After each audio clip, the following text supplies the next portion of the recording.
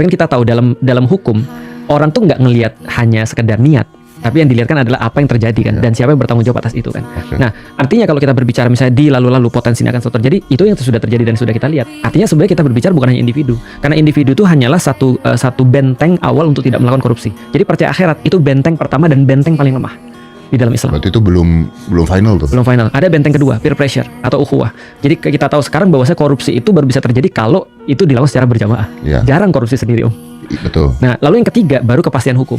Makanya nggak heran ketika ada yang dikatakan bahwasanya pertama kali harus dibenahi memang adalah peradilan sebenarnya. Peradilan sistem hukum. Tapi kan peer pressure itu kan tekanan. Peer pressure itu dari masyarakat, betul. Contoh misalnya kayak gini, ada orang yang melakukan suatu kejahatan, itu baru sukses kalau yang lainnya ikut-ikutan.